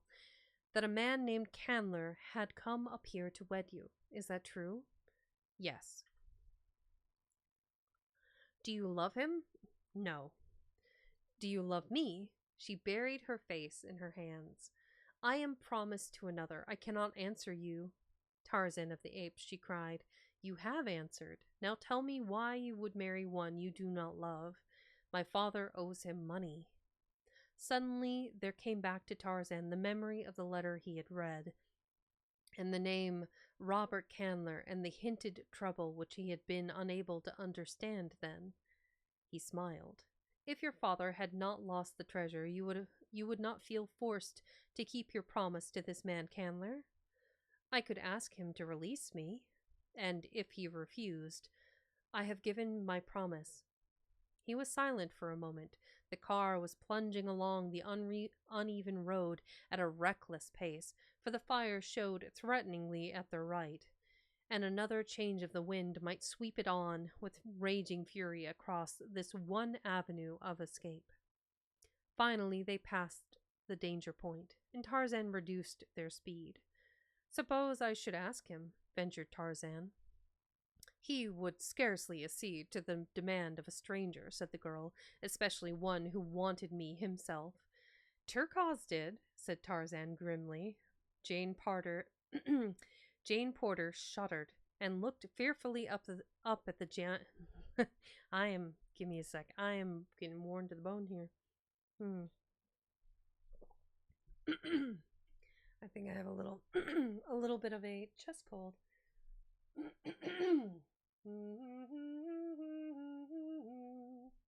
Better. We're there. Okay. Jane Porter shuddered and looked fearfully up at the giant figure beside her. "Drink water. Become You're not wrong.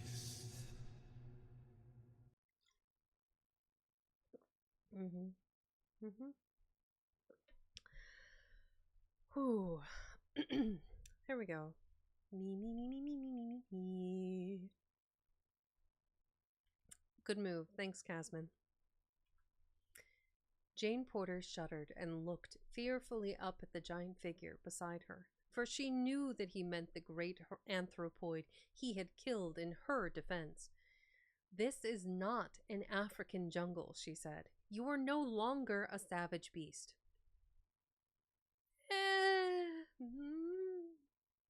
Maybe.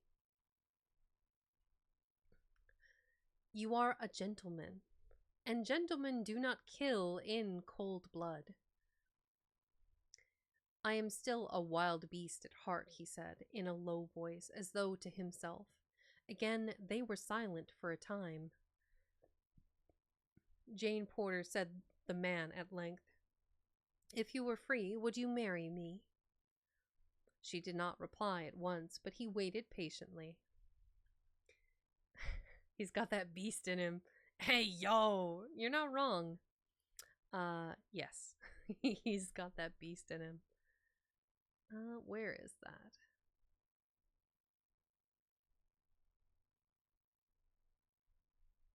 I'm surprised that the emote wall didn't pick up that emote. Maybe because it was large? I don't know.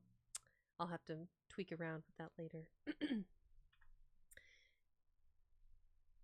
The girl was trying to collect her thoughts. What did she know of this strange creature at her side? What did he know of himself? Who was he?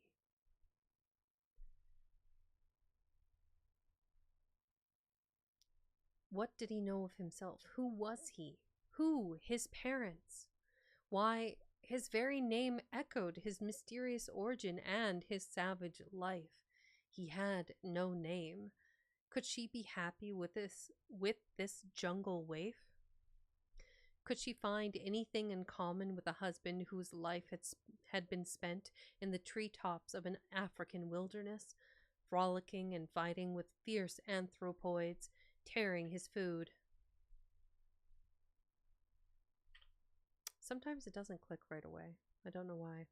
Tearing his food from the quivering flank of fresh-killed prey, sinking his strong teeth into raw flesh and tearing away his portion, while his mates growled and fought for him for their share. Honestly, that whole sentence is just from the quivering flank of fresh-killed prey, sinking his strong teeth into raw flesh and tearing away his portion, while his mates growled and fought about him for their share. Yeah, it's a little rough, but I like it. Maybe that'll add a timer. Could he ever rise to her social sphere? Could she bear to think of sinking to his? Would either be happy in such a horrible misalliance? "You do not answer," he said. "Do you shrink from wounding me?" "I do not know what answer to make," said Jane Porter sadly. "I do not know my own mind." Big mood. You do not love me, then? He asked in a level tone. Do not ask me. You will be happier without me. You were never meant for the formal restrictions and conventionalities of society. Civilization would become irksome to you, and in a little while you would long for the freedom of your old life, a life to which I am totally unfitted, a life to which I am as totally unfitted as you to mine. I think I understand you, he replied quietly. I shall not urge you, for I would rather see you happy than to be happy myself. I see now that you could not be happy with an ape. There was just the faintest tinge of bitterness in his voice. Don't, she remonstrated. Don't say that. You do not understand. But before she could go on, a sudden turn in the road brought them into the midst of a little hamlet. Before them stood Clayton's car, surrounded by the party he had brought from the cottage. Okay. Dun dun dun. We are between chapters. Friendly reminder. Hydrate, caffeinate, grab a snack, do whatever it is that you need to enjoy the story. Okay. Don't forget to stretch. Big stretch. Yeah. Thank you, Fallen, for the bets. I appreciate it. Also, that emote blown up. Mwah. She looks good. But yeah, Yuki, oh man, I love them so much. Their work just brings such a smile to my face. All right, we are on to the conclusion, or the remainder of the book. Let's see. We're about 2 hours in, so not so bad. And then once this chapter is over, we'll find someone to go raid out to. Let's see here. Nestle Crunch. I don't know why. Welcome to the inner workings of a neurodivergent. So we are on to the final chapter, 28, called Conclusion. At the sight of Jane Porter, cries of relief and delight broke from every lip, and as Tarzan's car stopped beside the other, Professor Porter caught his daughter in his arms. For a moment, no one noticed Tarzan sitting silently in his seat. Clayton was the first to remember, and turning, held out his hand. How can we ever thank you? He exclaimed. You have saved us all. You called me by name at the cottage, but I do not seem to recall yours, though there is something very familiar about you. It is as though I had known you well under different conditions a long time ago. Tarzan smiled as he took the proffered hand. You are quite right, Monsieur Clayton, he said in French. You will pardon me if I do not speak to you in English. I am just learning it, and while I understand it fairly well, I speak it very poorly. But who are you? Insisted Clayton, speaking in French, this time himself. Tarzan of the Apes. Clayton started back in surprise. By Jove, he exclaimed, it is true. And Professor Porter and Mr. Philander pressed forward to add their thanks to Clayton's, and to voice their surprise and pleasure at seeing their jungle friend so far from his savage home. The party now entered the modest little hostelry? Yeah. The party now entered the modest little hostelry, where Clayton soon made arrangements for their entertainment. They were sitting in the little, stuffy parlor when the distant chugging of an approaching automobile caught their attention. Mr. Philander, who was sitting near the window, looked out as the machine drew in sight, finally stopping beside the other cars. Bless me, said Mr. Philander, a shade of annoyance in his tone. It is Mr. Candler. I had hoped, I had thought, how very happy we should be that he was not caught in the fire. he ended lamely. Tut, tut, Mr. Philander, said Professor Porter. Tut, tut. I have often admonished my pupils to count 10 before speaking. Were I you, Mr. Philander, I should count at least 1,000. Mr. Philander, I should count at least 1,000, and then maintain a discreet silence. Bless me, yes, acquiesced Mr. Philander, but who is the clerical appearing gentleman with him? Jane Porter blanched. Clayton moved uneasily in his chair. Did this man go out and buy, or bring the monk? It's like, oh, there's a fire. If there's any chance she survives, I'm going to marry her on the spot. Is that what's happening? Ugh. Professor Porter removed his spectacles nervously and breathed upon them, but replaced them on his nose without wiping. The ubiquitous Esmeralda grunted. Only Tarzan did not comprehend. Presently Robert Candler burst into the room. "Thank God," he cried. "I feared the worst until I saw your car, Clayton. I was cut off on the South Road and had to go away back to town, and then strike east to this road. I thought we'd never reach the cottage." No one seemed to enthuse much. Tarzan eyed Robert Candler as Sabor eyes her prey. Jane Porter glanced at him and coughed nervously. "Mr. Candler," she said, "this is Monsieur Tarzan, an old friend." Candler turned and extended his hand. Tarzan rose and bowed as only D'Arnaud could have taught a gentleman to do, but he did not seem to see Candler's hand. Nor did Candler appear to notice the oversight. "This is the Reverend Mr. Tousley, Jane. This is the Reverend Mr. Tousley, Jane." And said Candler, turning to the clerical party behind him. "Mr. Tousley." Yeah, just the way that whole sentence is worded is a bit odd. "This is the Reverend Mr. Tousley, Jane," said Candler, turning to the clerical party behind him. "Mr. Tousley, Miss Porter." Mr. Tousley bowed and beamed.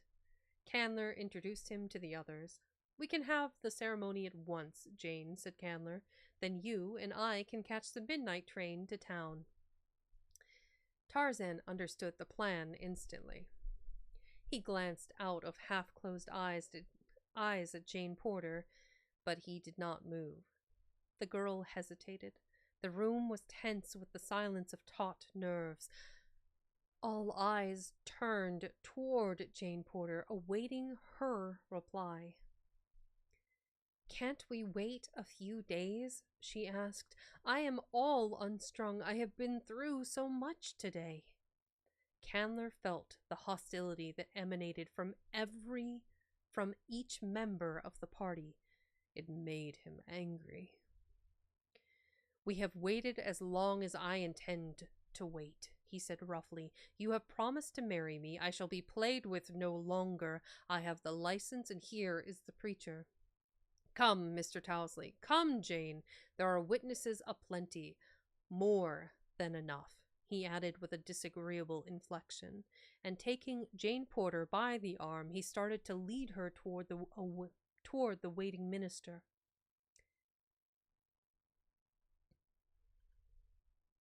Pretty sure that Mr. Candler was the inspo for Cal in Titanic. Well, maybe. Yeah, something. But scarcely had he taken a step ere a heavy hand closed upon his arm with a grip of steel. Another hand shot to his throat, and in a moment he was being shaken high above the floor as a cat might shake a mouse. Jane Porter turned in horrified surprise toward Tarzan, And as she looked into his face, she saw the crimson band upon his forehead that she had seen the other day in far distant Africa, when Tarzan of the Apes had closed in mortal combat with the great anthropoid Turcos. She knew that murder lay in that savage heart, and with a little cry of horror she sprang forward to plead with the ape man, but her fears were more for Tarzan than for Candler. She realized the stern retribution which justice metes to the murderer. Before she could reach them, however, Clayton had jumped to Tarzan's side and attempted to drag Candler from his grasp. With a single sweep of one mighty arm, the Englishman was hurled across the room, and then Jane Porter laid a firm hand upon Tarzan's wrist and looked up into his eyes. "For my sake," she said. The grasp upon Candler's throat relaxed. Tarzan looked down into the beautiful face before him. "Do you wish this to live?" he asked in surprise. "I do not wish him to die at your hands, my friend," she replied. "I do not wish you to become a murderer." "Well..." Tarzan removed his hand from Candler's throat. Do you realize? Do you release her from her promise?" he asked. "It is the price of your life." Candler, gasping for breath, nodded. "Will you go away and never molest her further?" Again the man nodded his head, but his face, distorted by fear of the death that had been so close. Tarzan released him, and Candler staggered toward the door. In another moment he was gone, and the terror-stricken preacher with him. Tarzan turned toward Jane Porter. "May I speak with you for a moment alone?" he asked. The girl nodded and started toward the door leading to the narrow veranda of the little hotel. She passed out to wait. So she passed out, meaning she passed through the doorway. Okay. She passed out to await Tarzan, and so did not hear the conversation which followed. "Wait!" cried Professor Porter as Tarzan was about to follow.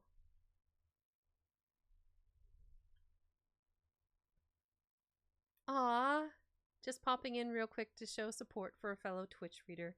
Yes, Twitch reader, booktuber, read streamer. There are many words. I'm partial to booktuber personally, but Twitch readers good too. I like that. Welcome in, and thank you for the follow, by the way.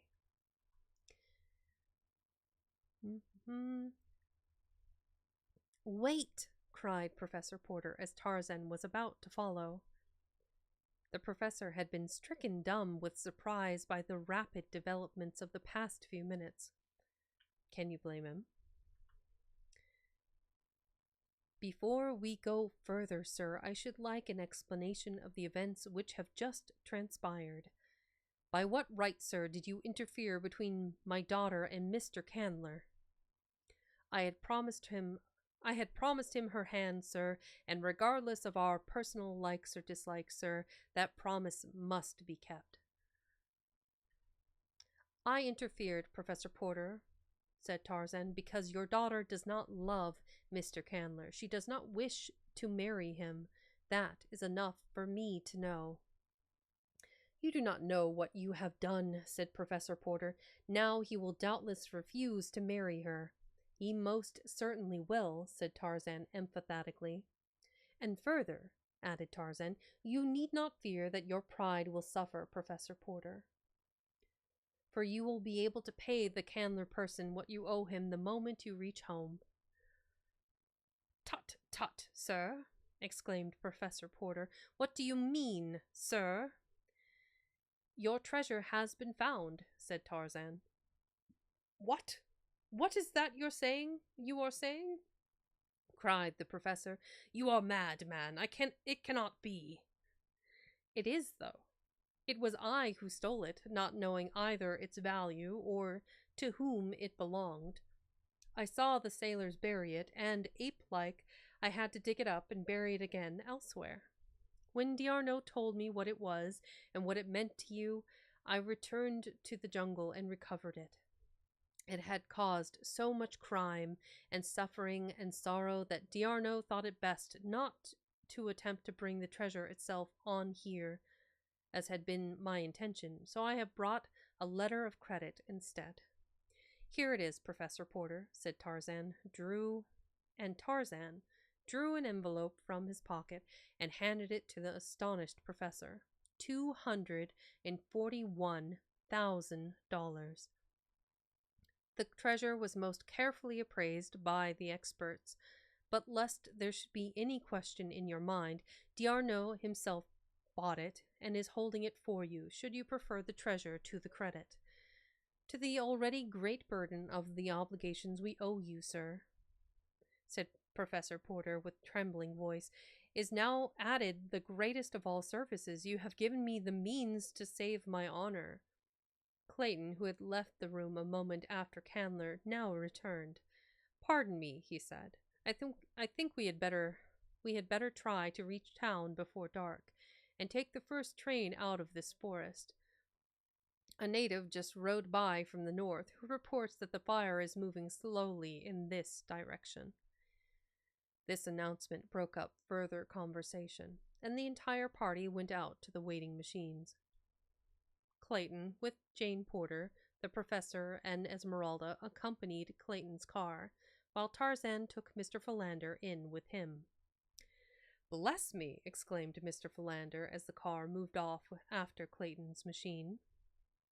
Who would ever have thought it possible? The last time I saw you, you were a veritable wild man, skipping about among the branches of a tropical African forest, and now you are driving me along a Wisconsin road in a French automobile. Bless me, but it is most remarkable. Welcome in, Almontes. Good stream. Yes, assented Tarzan, and then, after a pause, Mr. Philander, do you recall any of the details of the finding and burying of 3 skeletons found in my cabin beside that African jungle? Yes. Very distinctly, sir, very distinctly, replied Mr. Philander. Was there anything peculiar about any of those skeletons? Any of those skeletons?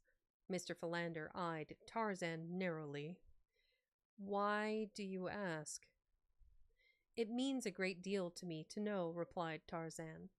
Your answer may clear up a mystery. It can do no worse, at any rate, than to leave it still a mystery. I have been entertaining a theory concerning those skeletons for the past 2 months, and I want you to answer my questions to the best of your knowledge. Were the 3 skeletons you buried all human skeletons? No, said Mr. Philander. The smallest one, the one found in the crib, was the skeleton of an anthropoid ape.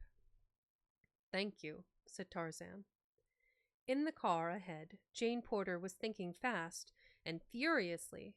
She had felt the purpose for which Tarzan had asked a few words with her, and she knew that she must be prepared to give him an answer in the very near future. He was not the sort of person one could put off, and somehow that very thought made her wonder if she did not really fear him. And could she love where she feared?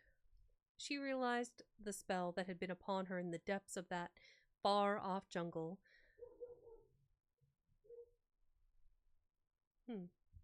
But there was no spell of enchantment now in prosaic Wisconsin. Prosaic Wisconsin. What a description.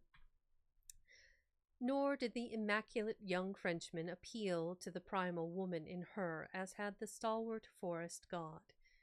Did she love him? She did not know. Now. She glanced at Clayton out of the corner of her eye. Was not here a man trained in the same school of environment in which she had been trained? A man with social position and culture such as she had been taught to consider as the prime essentials to congenial association. Did not her best judgment point to this young English nobleman, whose love she knew to be of the sort a civilized woman should crave, as the logical mate for such as herself? Could she love Clayton? She could see no reason why she could not. Jane Porter was not coldly calculating by nature, but training, environment, and heredity had all combined to teach her to reason even in matters of the heart. That she had been carried off her feet by the strength of the young giant when his great arms were about her in the distant African forest. And again, today, in the Wisconsin woods, seemed to her only attributable to a temporary mental reversion. Temporary mental reversion to type on her part, to the psychological appeal of the primeval man, to the primeval woman in her nature. If he should never touch her again, she reasoned, she would never feel attracted toward him. She had not loved him, then. It had been nothing more than a passing hallucination, superinduced by excitement and by personal contact. Excitement would not always mark their future relations. Should she marry him, and the power of personal contact eventually would be dulled by familiarity. Again, she glanced at Clayton. He was very handsome, and every inch a gentleman. She should be very proud of such a husband. And then he spoke. A minute sooner or a minute later might have made all the difference in the world to 3 lives. But chance stepped in and pointed out to Clayton the psychological moment. "You are free now, Jane," he said. "Won't you say yes? I will devote my life to making you very happy." "Yes," she whispered. That evening in the little waiting room at the station, Tarzan caught Jane Porter alone for a moment. "You are free now, Jane," he said, "and I have come across the ages out of the dim and distant past from the lair of the primeval man to claim you. For your sake, I have become a civilized man. For your sake, I have crossed oceans and continents. For your sake, I will be whatever you will me to be. I can make you happy, Jane. In the life you know and love best, will you marry me?" For the first time, she realized the depths of the man's love.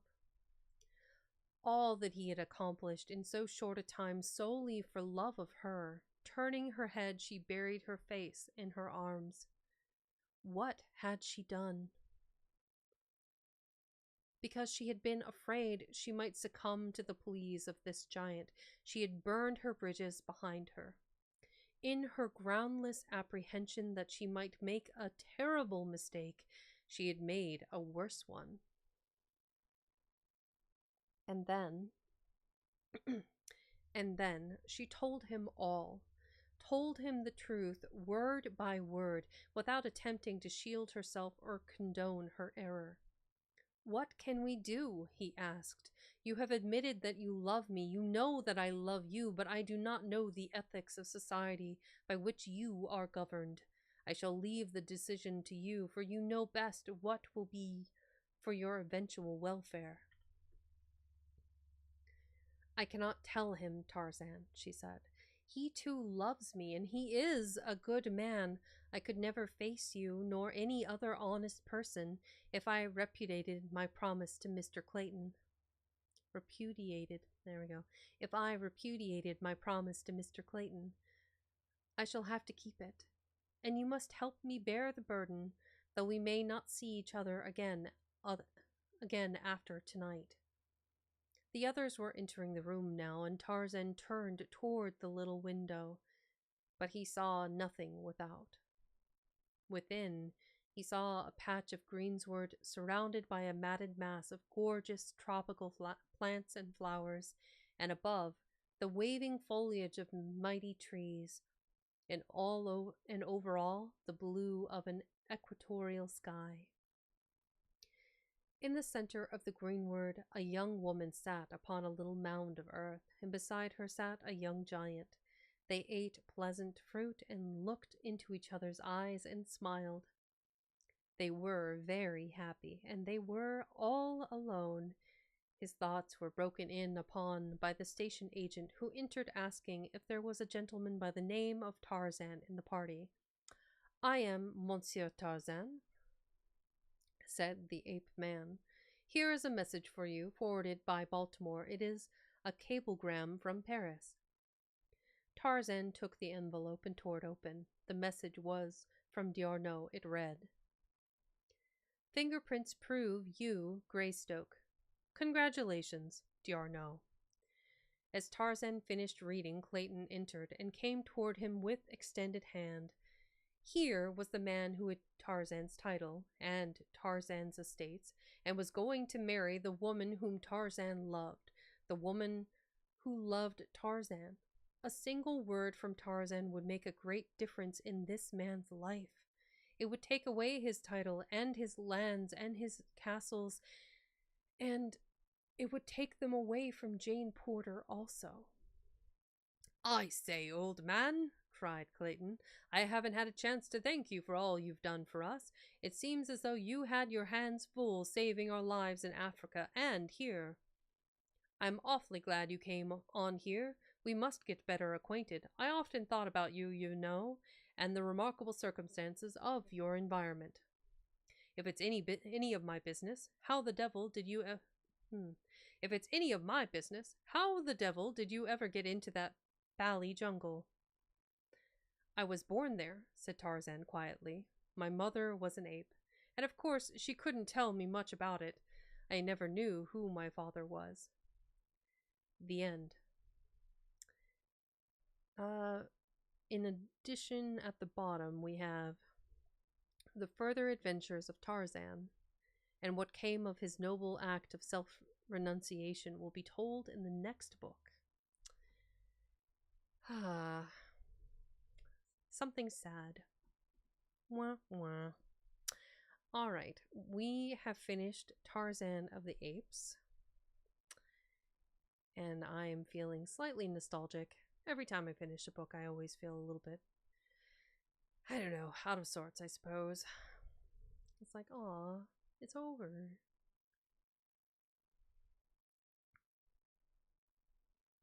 There we go. So we have finished Tarzan of the Apes by Edgar Rice Burroughs. And as much as I would like to continue with reading even more of this incredible series, eventually, I feel like 24 straight novels of Tarzan might be a bit much for one person in one go. But this story and the many other ones in Tarzan, yeah, it's beefy. It's like a wall of books. It's quite extensive. Yeah, I'm thinking so. But I mean, with other books, other seasons, for summer, I wanted verdure, I wanted foliage, I wanted green, I wanted things that make you think of heat and summer.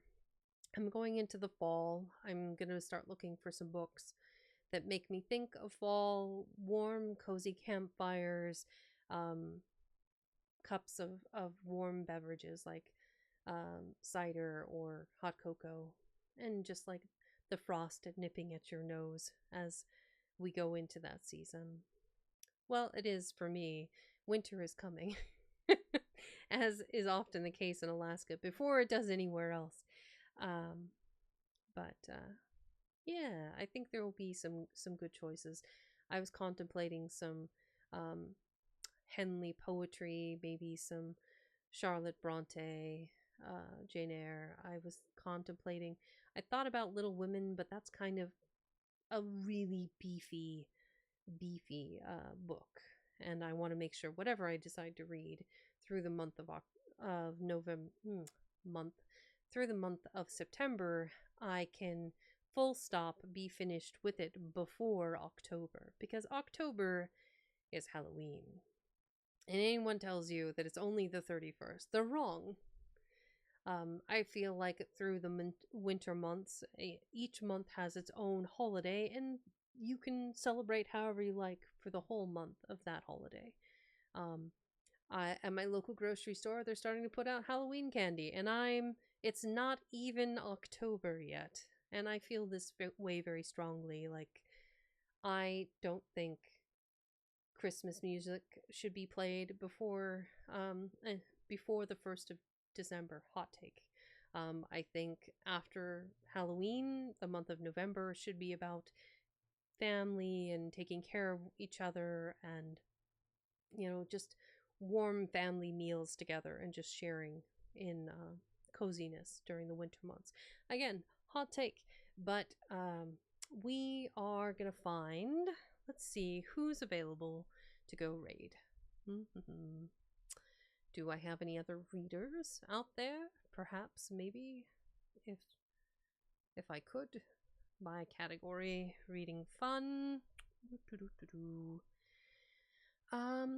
Maiko is on. It looks like Q Wordy Q is on. This reminds me, I need to follow Wayward Bard if they're another reader. We love readers. Let's see.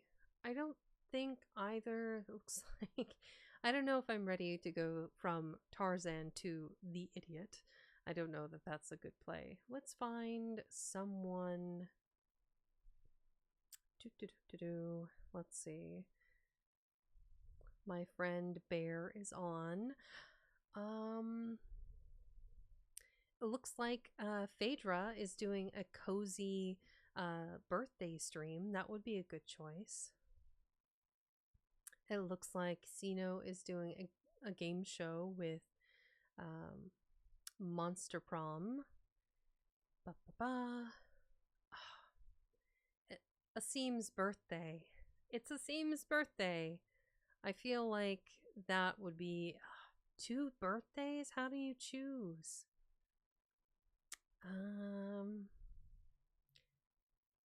Let me think here. What do we got?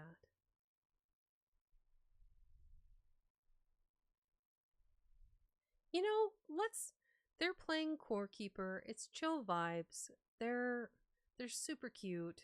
I believe I met Phaedra from the Underrealm community. Let's go raid Phaedra and celebrate her birthday. So let's do a coin flip. Maybe coin flip simulator. Okay.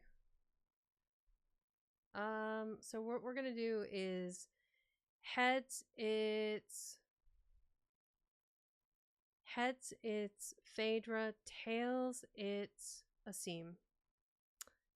Okay, on the count of 3. 1, 2, 3, click. Phaedra it is! By unanimous, internet coin flip simulator. Alright, so let's go visit Phaedra. And what are our message going to be? Maybe we do have some for the. Okay, it's like happy birthday from the jungle, haha, because we're leaving Tarzan in civilization now. Welcome to the jungle. Da da da da da. I've got a happy birthday emote. We'll try and one of these, one of these, one of these, one of these, and then a raid at the end. Okay. If you are a follower, just feel free to use the raid emote. If you are a subscriber, feel free to use the happy birthday emote. Let's go raid Phaedra.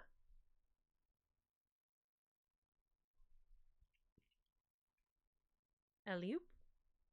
All aboard the birthday train to Phaedra.